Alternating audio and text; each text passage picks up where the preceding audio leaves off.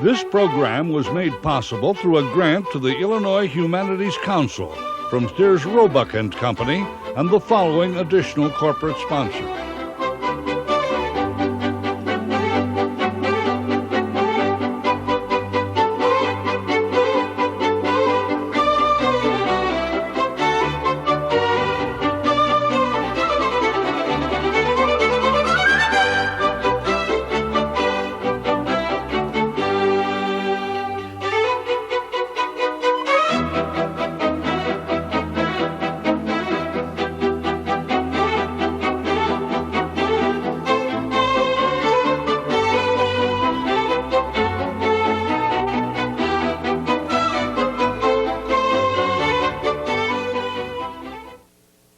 The program you are about to see shows the Illinois legislature at work at the state capitol in Springfield, enacting the laws we all live by. This program was produced for students, teachers, and anyone interested in the processes of state government and how bills become laws. The title of the program is Have All Voted Who Wish? The Illinois Legislature at Work. The program is presented in 3 parts. Part 1 deals with the law. It shows us how much our daily lives are affected by the state laws the legislature passes. Most people don't realize how much those laws influence just about everything we do. Part 2, Lawmaking, is about the legislative process. It takes us through the rules and procedures for making laws, how ideas become laws, the functions of legislative committees, and how the 2 houses work. Part 3 is called the Lawmaker, and we see legislators up close. They describe their work and tell us why they wanted to be legislators. We see how they got there and how seriously they take the responsibility of representing the people of their communities. And now, Part 1, the law. There ought to be a law. They ought to pass a law. There ought to be a law. There ought to be a law. I wish they'd pass a law about that. If you really think there should be a law on something you feel strongly about, you don't just have to talk, you can do something about it. Like all citizens of Illinois, you can contact your legislator at the state capitol in Springfield. You can tell or write him or her about your idea. If your legislator thinks your idea is a good one, it can be written as a bill to be introduced in either the House of Representatives or the Senate. The men and women who are elected to the legislature, who vote on bills, and who represent you are called representatives or senators. Members of both bodies are called legislators or lawmakers. There will be hearings on your idea, your bill, to get the opinions of others on whether it would be a good or bad law. The matter will be debated in both the House and Senate, and the lawmakers will vote aye if they like it. On this question, there are 105 people voting aye, 4 people voting no. This bill, having received a constitutional majority, is hereby declared passed. If there are enough ayes in both the House and Senate, your bill is then sent to the governor's office. He'll read it and think about it. And if he too feels it would be in the best interest of the people of Illinois, he'll sign it. And just like that, your idea has gone from There ought to be a law about that. to it is the law.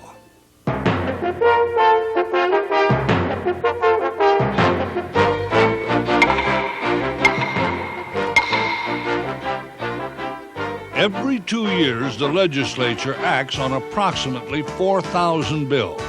They're not all necessarily new ideas. Most of them revise and update laws already in existence. Those laws already on the books and the new laws the legislators pass each session will influence most everything you and I do every day of our lives. Why are there state laws in the first place? The framers of our federal Constitution, those who represented the original colonies, strongly believed that most laws should be state laws. They reserved for the states all powers not specifically granted to the federal government. And all local units of government in Illinois, cities, counties, townships, special districts, are creations of the Illinois legislature. Those governments exist because state lawmakers delegated some of the powers of the state to them. Now, here are just a few of the things we all experience that are supervised, administered, supported, or influenced by Illinois state laws. The hospitals in which we were born have state laws they must abide by. The healthcare professionals who watch over us at every stage of our lives are licensed by the state of Illinois. When we get old and die, many of us will be buried in a cemetery regulated by state laws, and the arrangements will be handled by a state-licensed funeral director. The state of Illinois requires that all businesses that handle foods maintain health standards. As a meat inspector, I help make sure the food that you eat is of an acceptable quality. I have a state license that proves I've been to barber school and I know how to cut your hair. And even at the end of the day, when we turn out the light and go to bed, we're shutting off electricity from a utility company regulated by the state. Some of the most important laws the legislature passes are tax and spending laws, laws that determine where the money comes from and how it will be spent. We spend our money for services to the people of Illinois. The overwhelming majority, 98% of it, is spent on those type of services. Unlike a federal government that has foreign affairs and a military and billions of dollars for airplanes, we don't have that. We spend it on education. 40% of every dollar that comes in from Illinois taxpayers is spent on education in Illinois, on elementary, secondary, and higher education in state. Schools get so much of the money the state spends because the Constitution mandates that all students in Illinois get the best schooling possible. Illinois is the same as every other state in that regard. Because of that, under the state laws of Illinois, every school district has been created. The guidelines for their functioning, for their operation, is set down by state law. Now in Illinois, we have about 950 school districts. School districts that range from the largest, which is Chicago, with over 400,000 children and 40,000 employees, down to school districts in southern and rural Illinois that may have less than 100 students. The state has what is called the school aid formula to level out the big differences from one area to another in the amount of tax money that can be raised for schools. The legislature wants to guarantee each student will have a minimum amount spent for his or her education. So in Illinois, you have a disparity between the poorest district, where they're spending about $2,600, and a rich district that has a power plant and very few students that's generating about $12,000 per student. But it's our obligation to create a formula so that combination of local resources and state money gives an adequate education. Lawmakers not only concern themselves with what happens in the classroom, they have a responsibility to get children to and from school, and school bus safety has long been a high priority. Whether it's a big city like Chicago or a small downstate community, keeping people moving, getting them to and from their jobs is what keeps the state's economy humming. Without transportation, business would be at a standstill. Everybody would suffer. So the state makes sure there are trains and buses up and running at all times. Those who don't ride trains or buses drive their cars to work on highways built and maintained by state funds, and state dollars are spent to keep roads and highways in good repair so they're easier and safer to travel on. We're allowed to drive a car because we took a state driving test, and the state issued us a license to drive.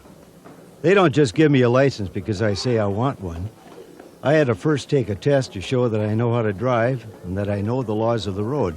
And I have to take an eye test, so they know I know where I'm going. I have to take it every time my license is renewed. As long as we obey the state's driving laws, we're okay. But if we don't, the flashing red light behind us is likely to be a state trooper who will signal us to stop so he can have a chat with us.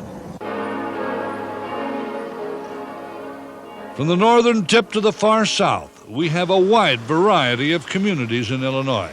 Their problems differ with their size and location, but each has its senator and state representative in Springfield looking out for its interests. The focus is on the community that legislators come from. The demands on a legislator are great. Some people want a legislator to be a job provider.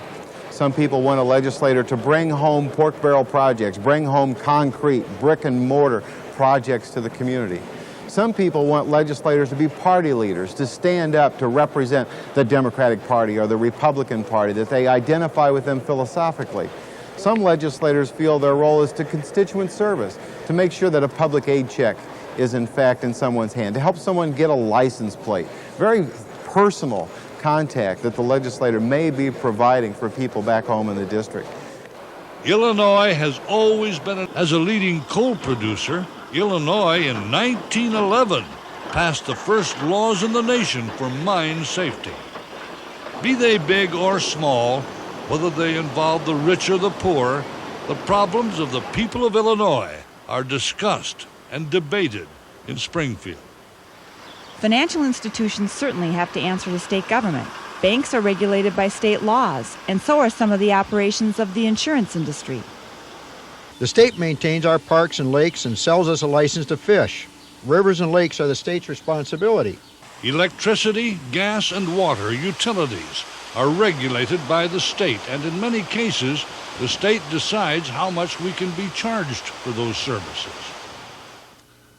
Not everybody obeys the rules and laws in our society, so the state has to pay to keep criminals locked up and behind bars at the 22 prisons and 7 juvenile institutions in Illinois. And more tax dollars are spent to rehabilitate those men and women in the hope that they can live more meaningful lives when they are again free. There's a lot of take and give in state government. The state tries to maintain a balance between those who have and those who don't. If you have a job, the state will collect income tax on what you earn. If you're not working, the state will pay you something until you find another job. If you're injured at work, the state sees that your employer pays your workers' compensation, and that covers your medical bills and tides you over until you can get back to work. Everybody pays a sales tax on what they buy. Those who drive pay a gasoline tax at the pump. And smokers pay a tax on their cigarettes. There's state money to help the poor, and there are programs to help people who are handicapped. Families and children with problems come to the state for help. The state helps protect animals, too. Horses in Illinois can only be shoed by a horseshoer who's been to school to learn the trade and has passed a state test to prove it. Touching all our lives the way state law does, keeping the people informed on new laws and changes in existing laws is a major undertaking.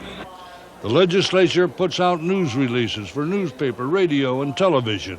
Media staff stationed at the legislative sessions send home news on the latest happenings at the Capitol in Springfield. This does not jeopardize the fund's actuarial soundness or impair the fund's ability to meet its obligations in a long-term period. They conduct interviews with legislators to explain bills they authored. And many daily newspapers in the state have desks in the newsroom and full-time correspondents sending back stories on what the legislature is doing that will perhaps affect the lifestyles of Illinois people. There's an awful lot of news going on. You have different responsibilities. One, you have to cover what's important to your specific district, what your representatives are doing, and then on top of that, you try and capture the statewide issues that have statewide ramifications. How do you cover it? You attend committee hearings, you attend press conferences. When you see a leader or the governor walking around the hallways, you grab a quote from them, trying to develop a sense of where a story is going, where an issue stands in the legislature. The state has a highly sophisticated information system to keep lawmakers and the public up to the minute on the status of key legislation. The Legislative Information Office has the most advanced computer and data processing technology. The information is literally at everyone's fingertips. The service we provide is bill tracking information. This is, as a bill moves from the House to the Senate or from the Senate to the House, we provide a service on our computers here to track that information, to find out what the vote is on that particular bill, where the bill is located. Is it in the Senate? Is it in the House? We also provide a service to the public who can dial in on computers. That information is sold to the public. They have a subscriber service to this information. While many people in Illinois are unaware of the work of the legislature, there are those who pay close attention. Many ordinary Illinois citizens are keenly interested in one or several bills, and they go to the Capitol when they hear their bill is coming up for consideration. Sometimes groups from home will just show up and call their representative or senator out of the chamber to talk about a bill that concerns them. This representative is meeting with a group of her constituents, and she'll consider seriously the opinions they express. The woman in the wheelchair has been going to Springfield to lobby her causes for a quarter of a century. She began as a volunteer lobbyist in behalf of children. She ran for the House, was elected, and served 2 terms. After suffering a stroke, she returned in a wheelchair to lobby for the disabled. Her friend has been lobbying for her school district for 15 years. There was a time when lobbyists wined and dined legislators in hopes of buying their votes with generosity. But those days are long gone. Senators and representatives rely heavily on information from lobbyists as issues become more complex. No legislator could possibly be fully informed about the hundreds of bills on his or her desk. So lobbyists do some of the research and furnish the information to the lawmakers. If you're going to advise legislators and be successful in putting your position maybe on the law books of this state, you'd better be correct in the information you're giving to them. It's our job as lobbyists to get proper and right information, accurate information, as quickly as possible on the various issues in which we're involved to all the members of the General Assembly so they can make a rational decision. The biggest part of our job is maintaining credibility with the people in the Assembly so they know if we say it's Tuesday, it's Tuesday. If we say that a bill is going to cost jobs, it's going to cost jobs. And our credibility is on the line constantly, so we have to be sure of accurate information. Young people starting out as lobbyists say the work is challenging, and being involved with the legislative process gives them a lot of personal satisfaction. You see tremendous satisfaction from that, from being involved in the government. You have your hands on the first issues that are in the laws that are developed. And it's very exciting. It's where all the action is, and it's nice to be a participant of that. You feel a great sense of accomplishment, and it's nice to be on the winning side of an issue. And it's nice to know that the thing that you fought so hard for, other people believed in it enough to support it to the extent that it was able to receive the requisite number of votes to pass. And it's really great when the governor signs it. Some of the people who come to Springfield to lobby their legislators believe that meeting them face-to-face gets the best results. The Illinois State Council of Senior Citizens, which is an advocacy group statewide, is having its lobby day today. And so senior citizens from all around Illinois are down here to lobby their legislators on about 5 or 6 pieces of legislation. They come down and they talk to their legislator. They try and get a commitment for them to either sponsor a bill or vote for a bill. So this is our day to actually face-to-face do our lobbying work. Well, when you can talk to a guy face-to-face, then I'd like to think that I can read his face maybe more than what he's saying. So really get the true meaning of what he's telling me. It's the American way. Just what we've all been working and fighting for all these years.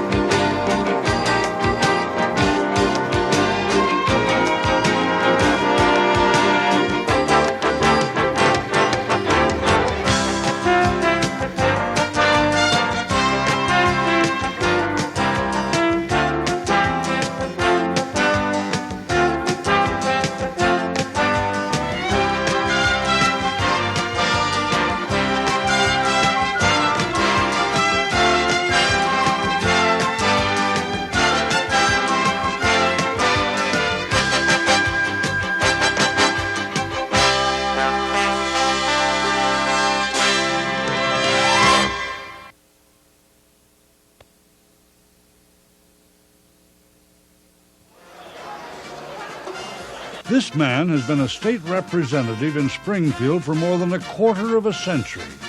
People come, people go. But the job of making ideas the laws of Illinois has remained much the same. What we are all about is trying to pass laws that are meaningful, that affect the lives of people in a positive way.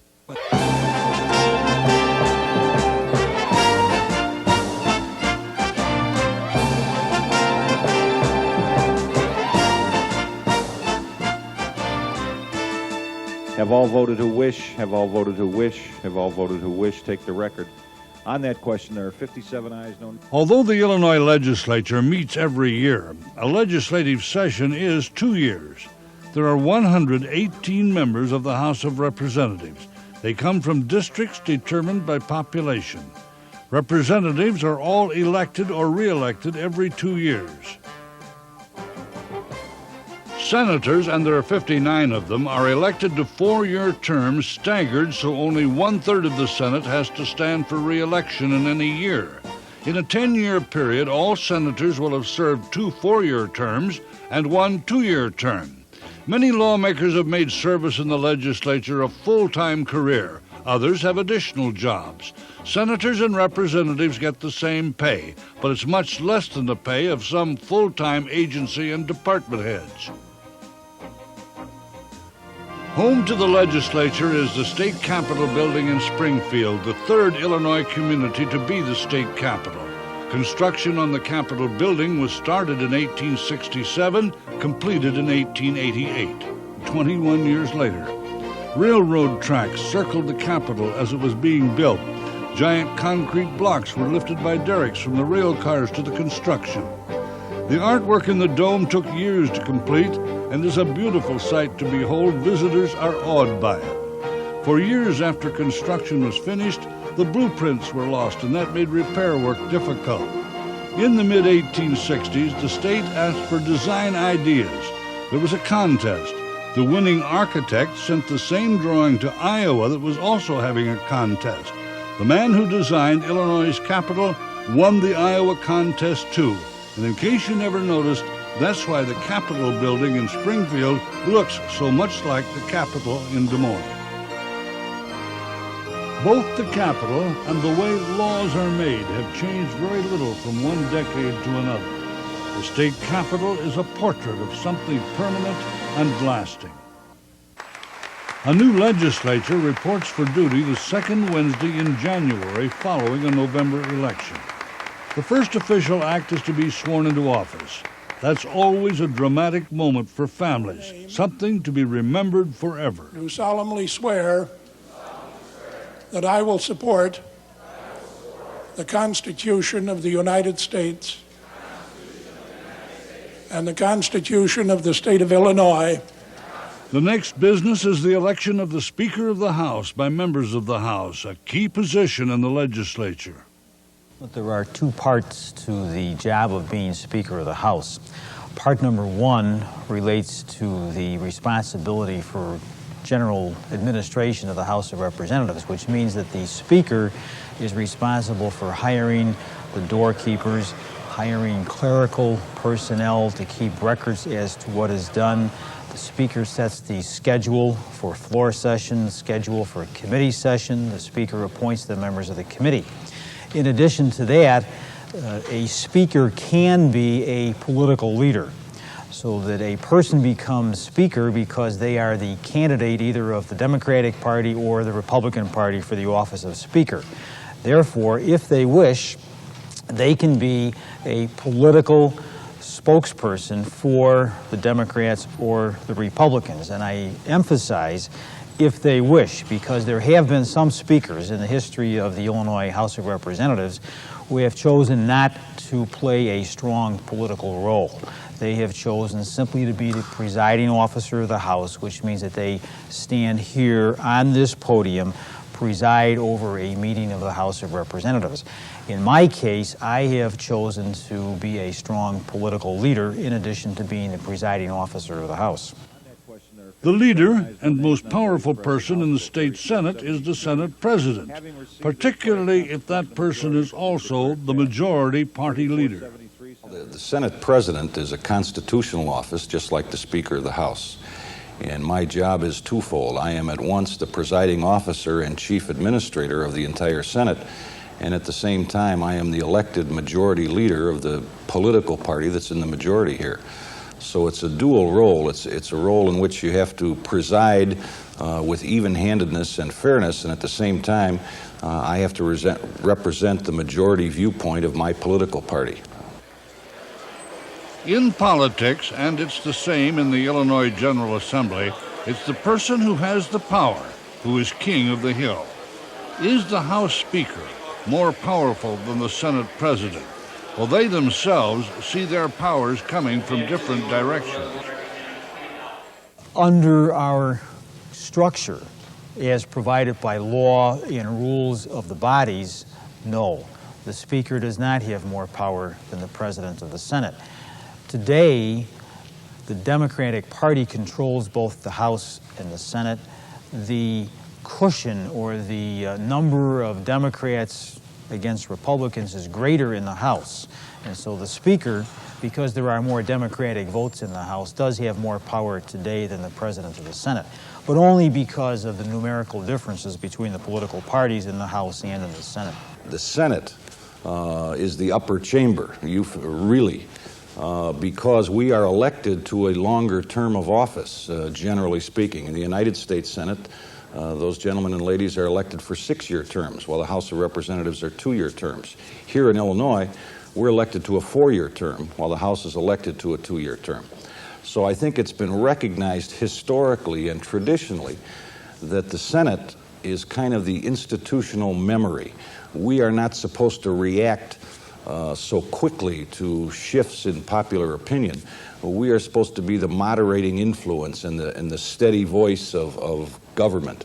And the fact is it's worked that way. So I think to that extent, the Senate is among equals, probably a little stronger.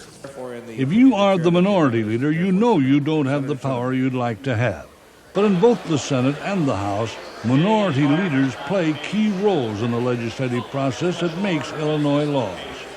During the end of the session, the Speaker and the minority leader in the House and the President of the Senate and myself and the Governor will sit down and try to work out some of those disagreements on budget or procedure or policy. And so you have a real input even though you are the minority. Now you got to remember this too, we're very close to being the majority. We're only 2 members off.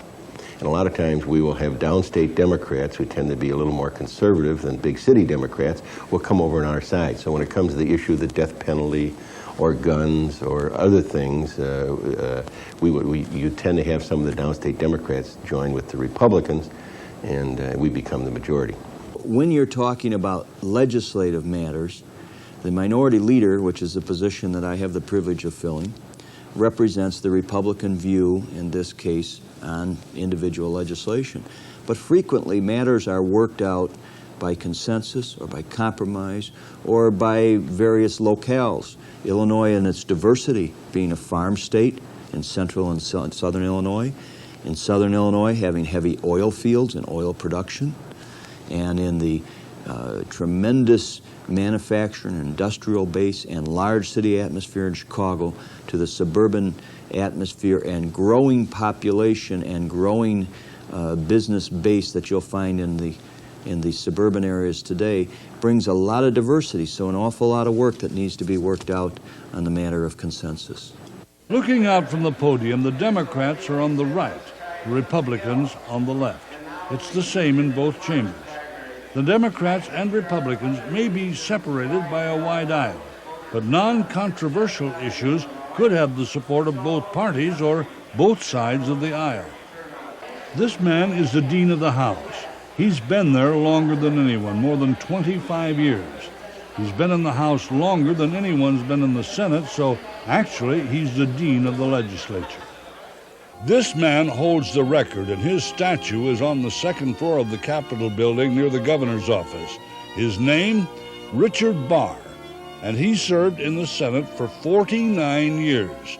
The voters in his district were satisfied with him. Standing near Richard Barr is a statue of the first black man to serve in the Illinois Senate, Adelbert Roberts was in the Senate from 1924 to 1934. Almost forgotten in history is the name of the state's first black legislator, John W.E. Thomas of Chicago. Served in the House from 1877 to 1879 and again from 1883 to 1887. Lottie Holman O'Neill was the first woman in the legislature. She represented Downers Grove, went to Springfield as a state representative from 1922 to 1928, then went back and served another 18 years, 26 years altogether. This senator was the first woman to be named to a leadership position in the history of the Illinois Senate. Today, women hold key jobs in the process of enacting laws for the state of Illinois. We've come a long way. Now we have 6 women of the Republican Party and 6 women of the Democrat Party. So there's 12 women in the Senate of 59 total members. All legislators hope to be named to the important committees. Among the most important committees are those that deal directly with money. This senator heads the Revenue Committee that decides what to tax and not tax, and when to raise or lower the tax rate. One of the interesting things about states, unlike the federal government, is that almost all of us, the states, are constitutionally prohibited from what is known as deficit spending. We can't borrow money to operate government on an ordinary basis. And so most of us have balanced budgets. They may unbalance a few dollars here and there from time to time, but for the most part, it is a balanced budget. We have a bipartisan commission, which includes members of both parties and both houses, the House and the Senate. And that is the fiscal advisor, if you will, for the state legislature.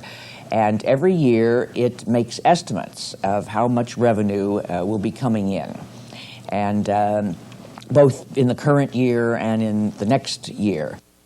What the state collects in all the various taxes is called revenue. What it spends on the hundreds of different services it provides for the people of Illinois is called appropriations. And because they aren't supposed to spend more than they take in, it's a juggling act to balance revenue and appropriations. And this year, the governor introduced a $26 billion budget, $26.3 billion, and our estimates on everything that we will be able to spend come now to about $26 billion, which means that we are going to be maybe 1% short of the budget as introduced in what we can afford in a budget. So we are 100 to 200 million over still in our budget bills. There are in the Illinois House 38 committees, counting all of them. The Senate has 19. The committee process is the legislature's way of allowing everyone in Illinois to express his or her opinion. That's done through public hearings. The committee process was a creation of our founding fathers. They wanted to protect the people by slowing down the work of the lawmakers and prevent overnight passage of legislation dreamed up on the spur of the moment. Each bill introduced is assigned to a committee, and the committee must act favorably on it before it can move on. But some controversial issues that die in committee can be taken to the floor of the chamber for further debate.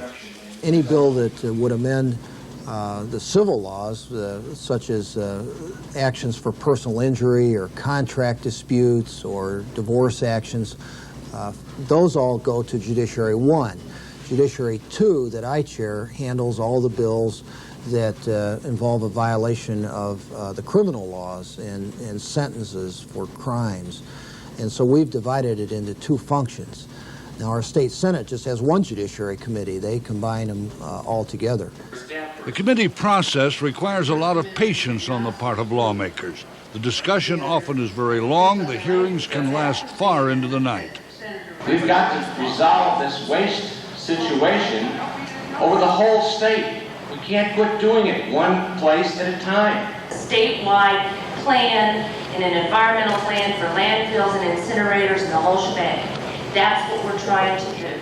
The problems of what to do with waste, whose backyard to dump it in, is a matter the legislature is forever struggling with. No one wants a landfill in their backyard. No one wants a landfill in my city. But everyone wants to take their garbage out in the morning, early, put it next to the curb, and have that garbage just disappear. So we have to deal with this problem. The more you talk and the more you come up with different ideas, the more you compromise. Yes, what do you need, Mr. Environmentalist? Well, this is what I need. Well, what do you need, Mr. Industrialist? You create trash, and you want to do away with this trash, but we all want to live and enjoy a good life. And in order to do that, we have to work together. Okay, I'll give you a little bit, and you give him a little bit. Eventually, we come into with a compromise. Any lawmaker can introduce a bill on any subject, but only legislators can vote aye or nay on whether that bill should be law. Have all voted who wish? Have all voted who wish? Take the record. On that question, there are 59 ayes, no nays, none voting present. House Bill 3463, having received the required constitutional majority, is declared passed. Even the governor can't vote on laws. He can't introduce legislation, but he sometimes visits the legislative chambers to lobby for his programs. He can beg, plead, and even twist arms, but he can't vote. Both state and federal governments have three branches. The president and governor are the executive branch, Congress and the General Assembly the legislative branch, and we have federal and state courts. The powers of each keep any one of the three from having too much power. The governor of Illinois has wider veto powers than the president, who can only veto bills in their entirety. The governor can veto a bill in its entirety, but he can also veto a single line in an appropriations bill. He can reduce but not increase an appropriation, and through the amendment process he can try to rewrite a bill. With enough votes, the legislature can override the governor's veto. In the mid-1960s, legislators had no offices or secretaries or staffs to help them with their research and paperwork. All I had was my desk. Everything that I brought with me, the research books and so forth, I had to throw under my desk. Thank you. Speaker's office. But that's all changed today. Lawmakers now have large support staffs, capable and qualified help for research. The job of making laws has become easier in many ways. We have lawyers and other college-educated individuals that serve as staff members that staff the various committees of the House of Representatives. Then we have clerical and secretarial people that help our representatives out to get their mailings out and their daily constituent business out.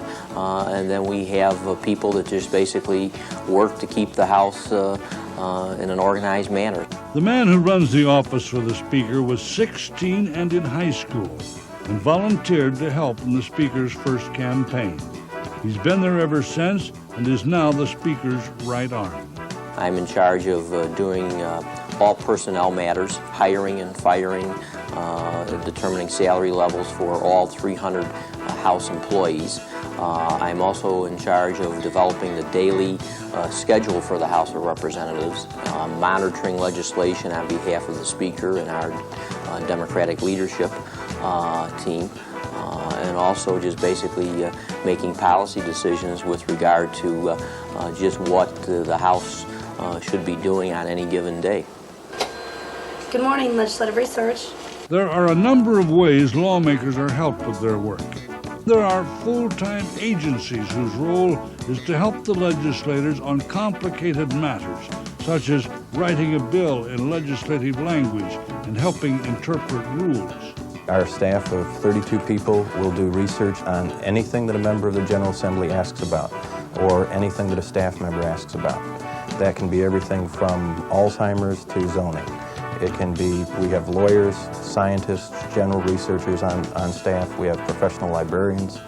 So we have the people to go in and look at any topic that can come up. The Legislative Reference Bureau is the drafting agency for the General Assembly.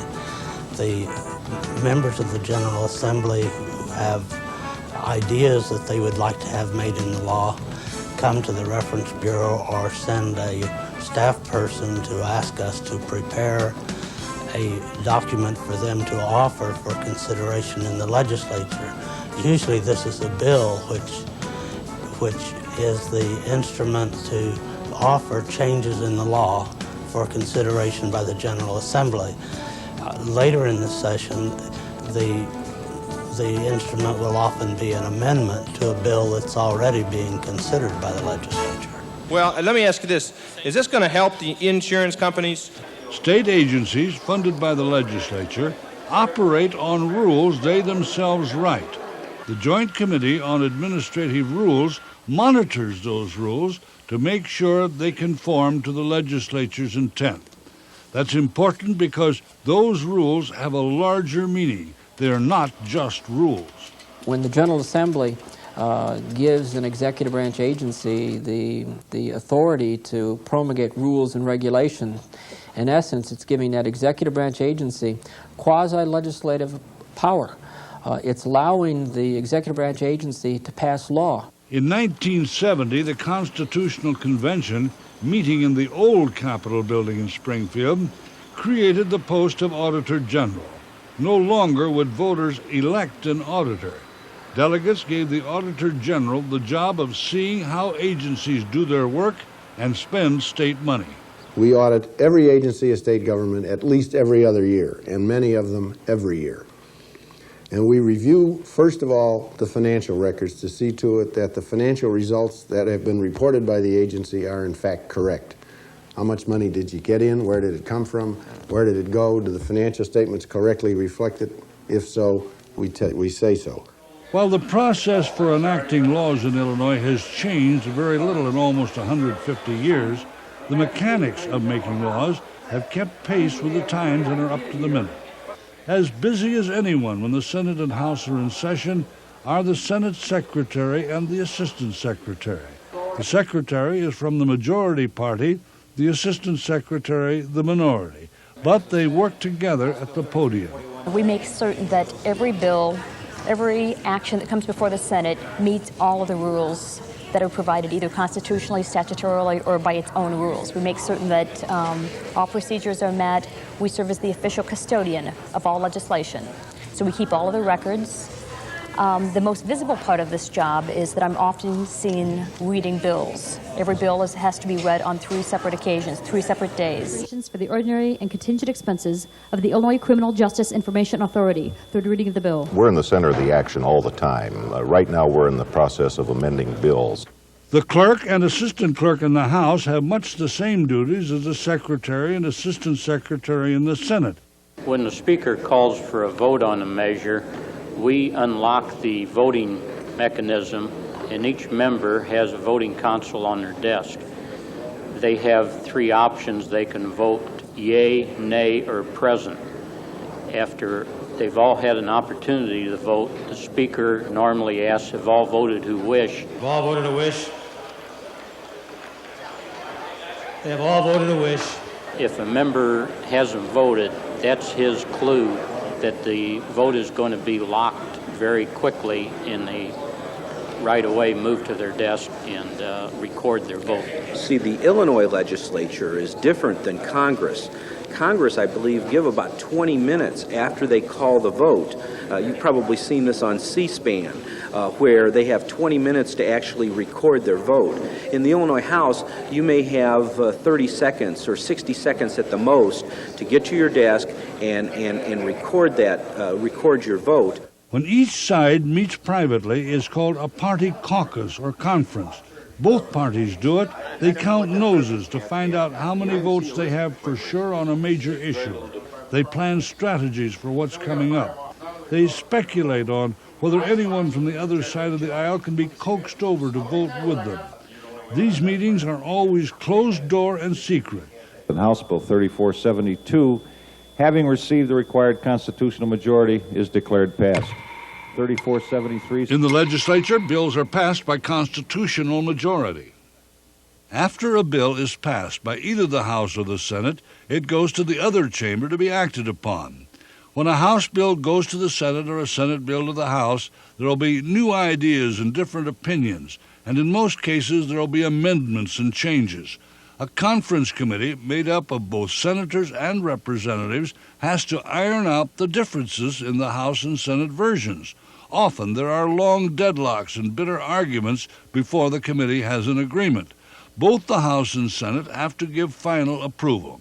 House and Senate bills must have the same provisions and the exact same wording before they can be sent to the governor.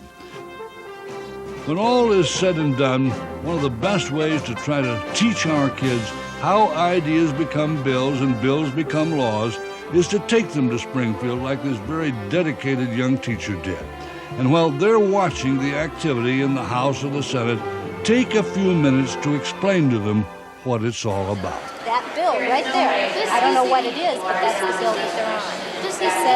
It says Labor Management Relations Act, so it has to do with workers and their bosses. I don't know what this is. It's just like we're like the onions down there.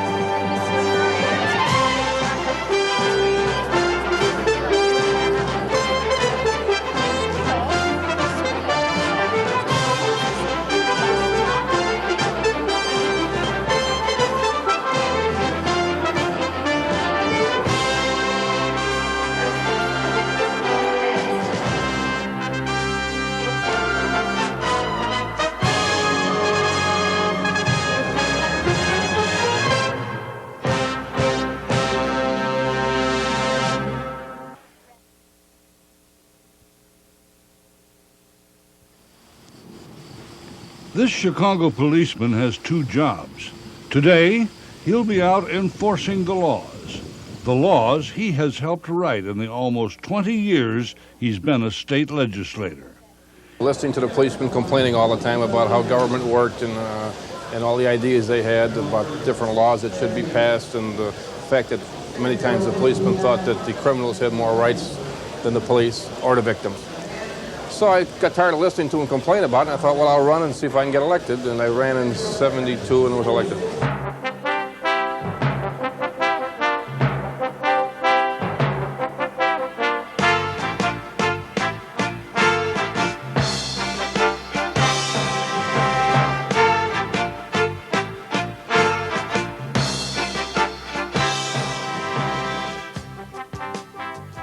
To be a candidate for the legislature, you must be 21, a citizen, a registered voter, and have lived in the district you're running in for 2 years. You need not be born in Illinois or the United States.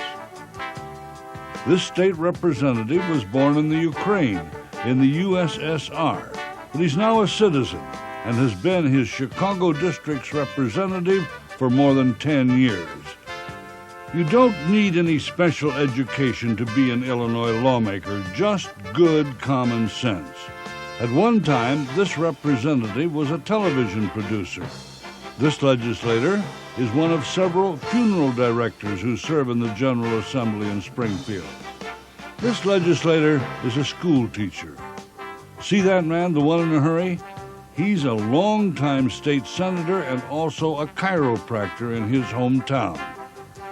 This woman wears two hats, as many legislators do.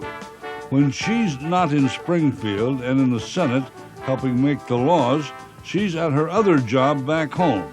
She's the mayor of her town, located north of Chicago. She says it keeps her busy, but not too busy for her. I'm a workaholic, and I keep busy anyway. And, you know, I'm working probably harder now than I ever have. I don't have time to think of getting old, and I don't have time to get in trouble. This legislator is a farmer. When the legislature adjourns for the day, he often drives home, about 100 miles, and he's back the next morning. He is one of several farmers in the General Assembly. With Illinois a leading agricultural state, the legislature needs farmer lawmakers to look out for the farm interests and be able to explain farm problems to other representatives and senators. Passing laws is not the most important thing we might do in Springfield. Too often we rush to pass a new law for some problem that comes along when it'd be better left alone. It's like the old saying, don't fix it if it ain't broke. And I think keeping many proposed laws from becoming law is probably just as important. This representative often meets with constituents to explain developments at the Capitol. It started out, a few people were lobbying us. Somebody from the plumbers union in Chicago called me out and wanted to tell me how many jobs it's going to create in Illinois and that I should be supporting this, that we need it badly. But I told him if he can guarantee me that the state wouldn't be liable for the bonds in case they couldn't come up with the money to repay this, that I could support it, but he couldn't guarantee that. So I told him I doubt if I'd be in support of this. Apparently there was a lot of people who felt similar to this, and they lost their support eventually, and it never was called.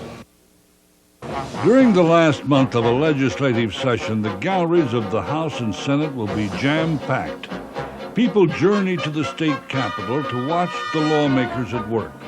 No one has ever been quite sure exactly why so many come. There can be a lot of reasons. Maybe it's curiosity. Maybe they voted for someone and now they want to see where he or she works. Maybe because the legislators make their laws, they want to be able to say they saw them in action. In the work of government, a lawmaker is someone different. Mr. Clerk, read the bill. Every year, some 50 high school and college students spend several weeks working for the legislature as pages. They are runners and they distribute bills and resolutions. House pages are paid by the Speaker's office, and most of them stay with Springfield families. I've learned that there's more to politics than you just hear on the radio and stuff and watch on TV. Well, this is my first time doing it. It's a good thing to do, though, because you get to meet a lot of people, and plus you get to meet a lot of the high-up people, too. Obviously, the high-up people she meets are the lawmakers in the Illinois General Assembly. While they come from different backgrounds, different lifestyles, even though they're from different areas, downstate, rural, urban centers, if there is one thread of sameness about the 177 men and women chosen to make our laws, it's the confidence they all have in their ability to make judgments and get the job done. I thought I could do it better than all of the other people that were running. I really thought that if I didn't win, the public would not be as well served. 25 years ago, this state representative was a member of the Black Panthers in Chicago. Today, she's a full-time lawmaker. The door to her Chicago office is always open to constituents who need help. She can't spend all her time there or she'd never get her work done. She says if she's gone to Springfield or someplace, her office staff can solve any problem that has to do with state government. It's very important to have a service office because you have Chicago's politics. You have city politics, state politics, county politics, and federal politics. And I know the difference. I can truthfully say I have a success rate of about 98%. Most of the time when they walk in here, I can get their problem resolved. She says when a state agency gives her a rough time, she puts on the pressure. You threaten them. I mean, I don't have any means doing that. You know, I will vote against your budget. I will organize against your budget that makes you run. But you cannot sit there in that ivory tower and judge poor people, you know, because you have not been there. She's had the experience of working from the street to try to help her people. She says the Black Panthers had a lot of good projects for the needy. But the reality of life is that nobody can beat the system. That's why she's in the legislature. I mean, by physically fighting the system. I'm talking about with guns. I mean, you know, nobody has enough ammunition to take on the United States of America. That's basically what you're talking about.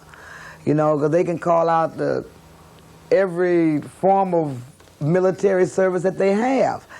But what you can do is work with the system. Work with within the system and work with the system to make sure some of the laws that are here to make new laws to govern different situations. Lawmakers can't serve the people if they don't get elected and then re-elected. That's why we have campaigns. This legislator has an edge over his colleagues when it comes to campaigning. Since they were boys, He and his 3 brothers have been gospel singers. Living in a city where the soul shall never die, I'll be satisfied. There to meet with loved ones, never more to say goodbye, I'll be satisfied. We travel in a Continental Trailway bus that we own ourselves, and it's customized for traveling, and we have our own PA system, public address system, and so it's very much advantage just get up, set up on a square somewhere in a courthouse setting, start playing some music, and all of a sudden you have a crowd gathers and you say, hey, by the way, we want to introduce our brother who's crazy enough to get in politics. He wants to tell you why he's interested in running to change things for Southern Illinois. At election time, wherever there's a crowd for any reason, you'll find senators and representatives there shaking hands, introducing themselves, and asking for votes.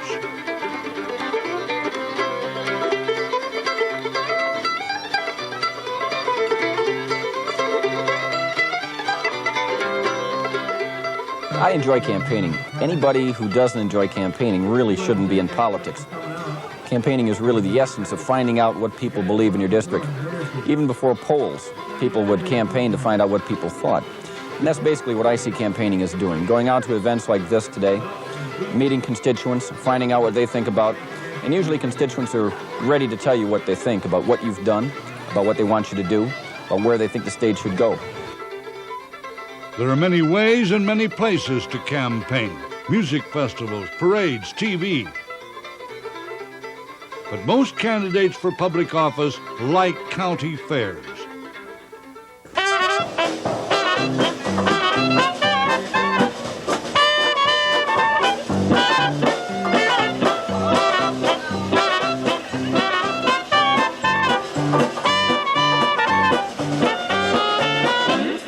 We tried to do a grassroots campaign. Our whole committee structure and campaign organization has been a grassroots campaign. In that, I mean, we have no paid workers. We're all volunteers.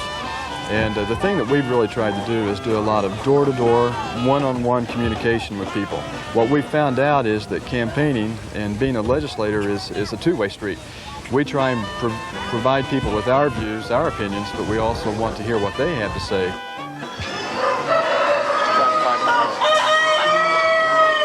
They're out there trotting. Casey Cooper came away. Rockhold Gardens in the middle. Politics, they say, is like a horse race. Once you're off and running, it's a matter of racing to the finish line. To be first. There's no place or show in politics. There's only one winner. Time of 2:12. Have all voted to wish, have all voted to wish, have all voted to wish. One thing for sure about the men and women who make our laws in Springfield, they broadly represent the diversity of the people who make up Illinois. They are there to fight the battles for a variety of groups and causes, and they are proud of what they are doing. There isn't a day that goes by that I don't think about how fortunate I am in having been selected as the first Hispanic state senator in the state of Illinois and having an opportunity to serve and be a part of this illustrious body and to be not only a part of history, but also be in a position to do what I've always wanted to do, using the legislative process, and that is affect structural change that will end up benefiting directly the individuals that I care the most about, the constituents in the neighborhoods that I represent. I thought it would be a great opportunity to put my 2 cents worth in on all of the projects that affect our daily lives. It was an unusual opportunity for me because I was born and raised on a farm. It's unusual for a young person with my background, being a girl, to get the opportunity to run.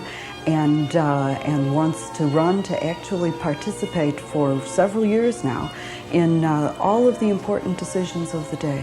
Well, I feel that you have to give back to an area something that's been good to you.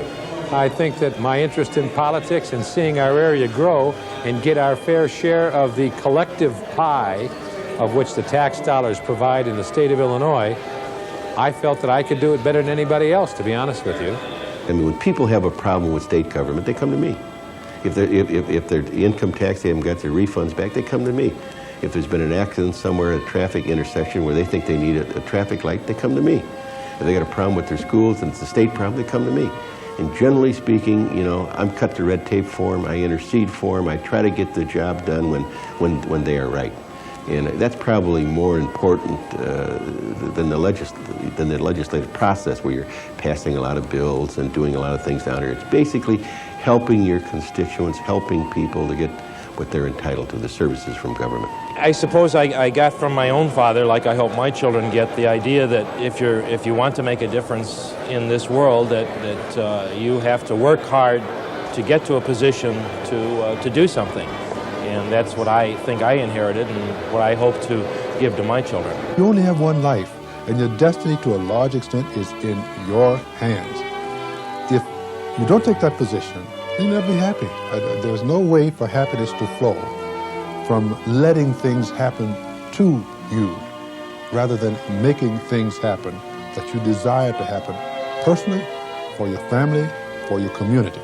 My job as a political figure is to point out how that can be done, to make that path much more discernible to young people, to bring them into a process, not a system, a process by which they can make the world better, reasonably, with a great deal of self-satisfaction, because that is extremely important. You have to satisfy, number one, that what you're doing is important, that what you're doing is meaningful, and that once you leave that seat, you will have left behind those footsteps in the sands of time that everyone speaks about.